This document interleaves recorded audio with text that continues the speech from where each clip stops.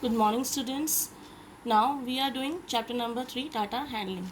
Today we will discuss about bar graph. Okay, now what is bar graph? Bar graph is a visual representation of data. It represents data in the form of bars with uniform width drawn horizontally or vertically with equal space between them. What does it mean? Students, look at here. This is your bar graph. Look at here. Now one by one I am going to introduce all the steps. This is your horizontal axis. Horizontal axis can be denoted as x-axis. This is your vertical axis. It is denoted by y-axis. And the intersection of x-axis and y-axis is origin, that is O. Now what is it? Definition. Come to a definition. It represents the data in the form of bars. Now they are the bars. They are the rectangular bars and with uniform width. Uniform width drawn horizontally or vertically. Uniform width means this I have put this arrow, that is width. This gap is width. Okay, and equal space between them. That means all the bars have equal distance between them. Okay, now students, you have to understood this graph.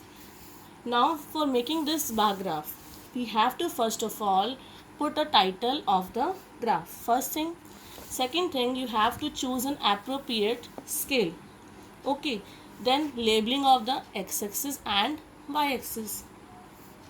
Next thing is equal width. The width should be equal between the bars and with equal intervals between them. So horizontal axis is clear to you, x-axis, vertical axis is clear to you, y-axis, and the intersection point is O, that is origin. Now let us start scale at O. Okay, now I have given to you one example here. Now we have to understood through an example. This following table shows marks obtained in the various subjects by Prabhat in an examination and represent the given data on a bar graph. This data is given to you, subject is given to you, and marks obtained is given to you. Now students, one more thing you have to note down, that the subject should be on the x-axis. Okay, and the marks obtained on the y-axis.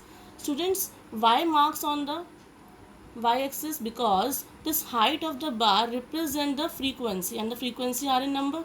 Okay, so we are just putting this y-axis as marks obtained. This is clear to you? Now we are going to now introduce the unit. Unit is 10 marks. 1 unit is 10 marks. This is how you can see this. This is one box. One box have 10 equal small divisions. So I am taking here 10, 0 to 10, one box, and 1 unit is equal to this is whole 1 unit.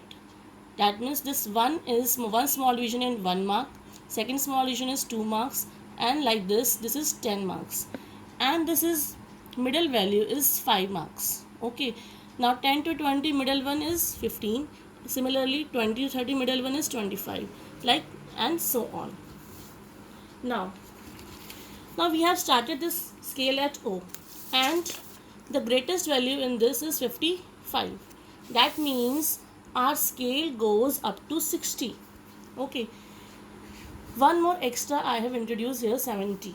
Okay, you can stop up to 60 also. Now